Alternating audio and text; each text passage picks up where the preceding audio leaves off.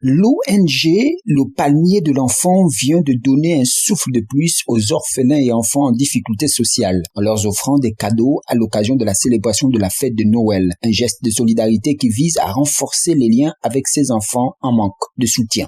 L'enfant est une ONG internationale qui pense aux enfants de l'ONU et les orphelins afin de leur apporter un sourire. Ça fait du bien d'apporter un sourire à un enfant pendant la Noël. Parce que Dieu déclare dans sa parole que le fait venir en le royaume de Dieu, car le royaume de Dieu appartient aux enfants de Dieu. Pourquoi chaque année, le panier de l'enfant offre le cadeau aux enfants afin de leur apporter un sourire. C'est merveilleux de voir les enfants sourire pendant le Noël. Ce n'est pas donné à n'importe qui, c'est une joie. Et nous le faisons avec amour. L'amour que nous avons pour nos enfants, nous le faisons chaque année. Cette ambiance festive autour d'une photo de famille a mis fin à ce rendez-vous de partage.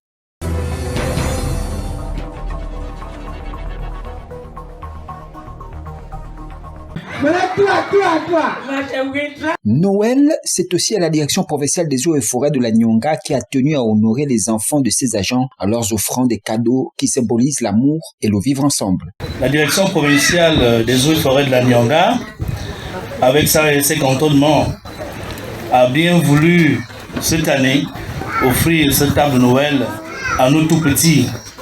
Car c'est grâce à ces enfants-là aussi que nous avons le courage, nous retrouvons l'inspiration, la motivation d'être assez efficaces dans les responsabilités qui nous sont confiées au quotidien. Donc, il faut dire que c'est aussi un événement ou une cérémonie qui rentre de plein fouet dans les objectifs ou dans la vision prônée par les plus hautes autorités de ce pays, en tête desquelles le chef de l'État, chef du gouvernement, son Excellence, Brice Clotaire Oligui Nguema. Une initiative pleine de reconnaissance pour ces enfants surpris de ce geste de solidarité. Nous sommes très heureux d'être ici et de partager notre joie avec vous en cette période de Noël. Nous voulons tout d'abord remercier Monsieur le directeur provincial pour cette initiative festive qui regroupe tout le monde.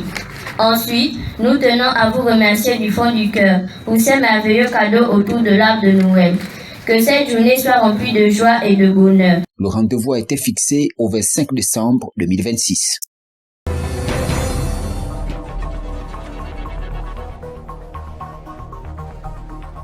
À 5 km de la ville, les élèves de classe de 5e année des établissements catholiques de la commune de Tchubanga ont fait le déplacement pour découvrir ce que regorge un verger. Une visite qui rentre dans le cadre de leur apprentissage et qui vise à matérialiser la production écrite figurant dans leur programme scolaire. Je suis très content, c'est parce que l'agriculture que le président a demandé, nous essayons de faire. Les yeux qui voient ne mentent pas. Donc vous-même, vous avez vu, les enfants ont vu, il y en a qui seront tentés demain de planter un régime de bananes derrière, un citronnier et un tangatier. C'est pourquoi je suis très content parce que quand ils découvrent là, ils me posent des questions, je réponds proprement. Comment par exemple planter l'avocatier, le citronnier, ainsi de suite, comment les greffer. Donc je les instruis aussi, demain ils feront comme nous parce que ça c'est notre avenir. Cette initiative aura pour impact d'instruire ces enfants à ne pas exclure l'agriculture dans leur plan d'activité. Il faut nécessairement intégrer les acquis scolaires dans la vie de l'enfant. Il peut visiter quelque chose. Ce que nous constatons, c'est que malheureusement, nos enfants ne produisent pas assez. Par exemple, ceux qui sont en 5e année pour l'examen, quand vous leur demandez de produire un texte, ils produisent quelques lignes simplement. Donc là, nous leur donnons une occasion de pouvoir produire quelque chose de plus consistant. C'est par cette photo de famille qu'a pris fin cette visite, riche en enseignements.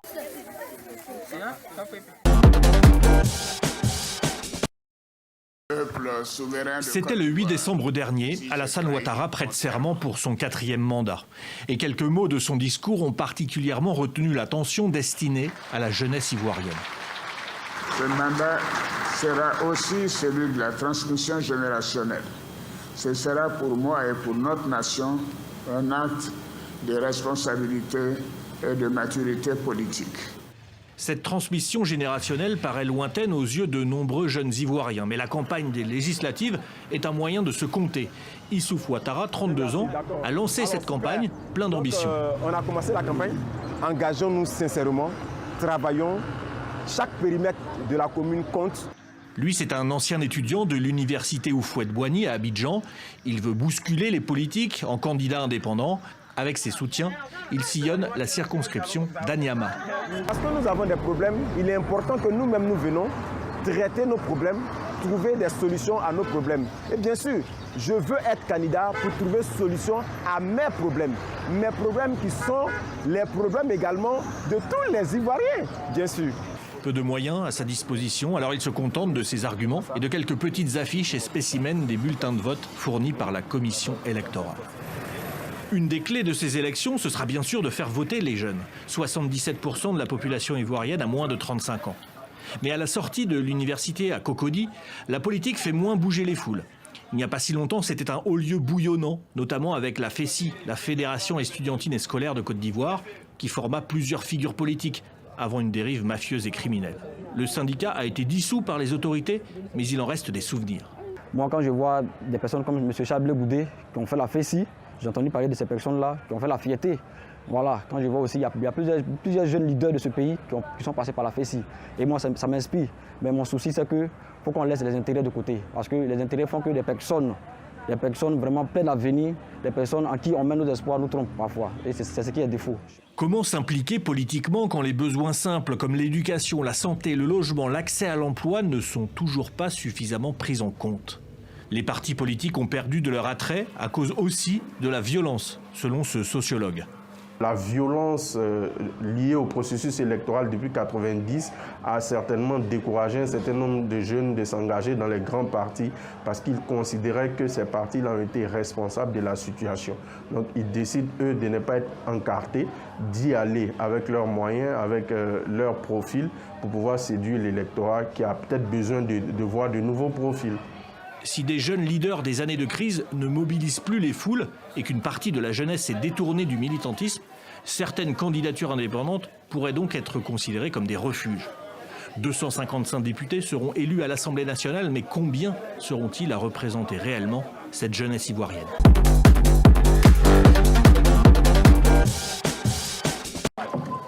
C'est là où vous voyez des petites maisons et puis... Grâce à Dieu est né et a grandi sur cette île, au milieu de la rivière Obangui. Il y a 3 ans, lorsque la République centrafricaine est devenue le 2e pays au monde à reconnaître une crypto-monnaie comme monnaie officielle, le gouvernement annonce alors un projet ambitieux. Transformer cette île, rebaptisée Crypto Island, en zone sans taxe dédiée à la crypto-monnaie, avec casino, boîte de nuit et immeubles ultra-modernes. Vous voyez cet espace, il y avait plein de maisons. Mais en 2023, de violentes inondations frappent la zone. Les un peu plus de 2000 habitants sont contraints de quitter l'île. Après, on nous a vraiment interdit de retourner sur l'île Bongossoa parce qu'il y a vraiment des maisons, des grands immeubles qui vont être construits sur l'île Bongossoa. Et jusqu'à aujourd'hui, il n'y a rien qui a été effectué.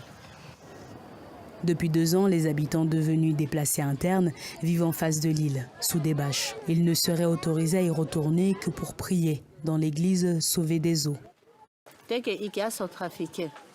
On a l'impression d'avoir été oubliés par le gouvernement, comme si on n'était pas des Centrafricains. Une version contestée par les autorités. Ces habitants ont été dédommagés 2 fois. Donc en 2010 exactement et en 2017, 2 fois ils ont été dédommagés pour pouvoir justement et on leur a même trouvé un espace pour qu'ils puissent se reloger. Certains ont préféré rester là-bas pour pouvoir bénéficier d'un 3e dédommagement. Non. Vous pensez que ça fait 2 ans qu'ils décident de vivre sous les bâches parce qu'ils attendent un 3e dédommagement? Mais vous savez que quand vous vivez sous les bâches, vous avez un revenu mensuel de certains organes des Nations Unies, du HCR. Le site Sangocoin est hors ligne depuis avril. Pourtant, selon le ministre, les travaux sur l'île devraient débuter en juin 2026. Toutefois, un récent rapport de l'organisation Global Initiative Against Transnational Organized Crime alerte. En République centrafricaine, l'usage des crypto-monnaies favoriserait davantage le crime organisé, permettant à des entreprises de blanchir de l'argent plutôt que de stimuler le développement économique. cette défaite, mais quand on a vu la deuxième mi-temps, on se dit qu'il y avait peut-être moyen de faire mieux pour les Panthères. C'est ça, c'est le problème, c'est qu'on s'est fait surprendre en début de match. Malheureusement, ça se joue à des détails. On se mange le premier but dès les premières minutes, ce qui est difficile. Après, on est dans la réaction. Mais voilà, tout n'est pas à jeter. On a fait de bonnes choses. Voilà, et maintenant, il manque plus que la justesse devant le but et la justesse dans les centres pour inquiéter ces équipes-là. À l'image d'une action que vous avez eue, le défenseur camerounais vous donne un ballon. Malheureusement, qu'est-ce qui se passe? Vous perdez vos appuis au moment de frapper? Voilà, je perds vraiment mes appuis. Je savais déjà ce que j'allais faire. Malheureusement, je perds mes appuis et voilà, j'ai du mal à me relever. Et voilà, je sais que je gâche une occasion et voilà, ça c'est des occasions qu'il ne faut pas louper. Malheureusement, je l'ai loupé et voilà, je m'en veux beaucoup parce que voilà, je pense que on pouvait arriver à 1-1 et gagner ce match. Je pense que si je mettais ce but-là. Dans ce groupe très, très relevé, le prochain match contre le Mozambique, voilà, la victoire sera quasi obligatoire pour les Panthères gabonaises. C'est ça, on a l'objectif de gagner, voilà, tout simplement. Comme on l'avait aujourd'hui avec cette envie, voilà, faudra travailler 2 fois plus pour inquiéter cette équipe de Mozambique. Comme j'ai dit, il n'y a aucune équipe qui est facile à jouer maintenant dans ce continent-là. Donc voilà, à nous d'aller chercher cette victoire-là pour essayer de se qualifier.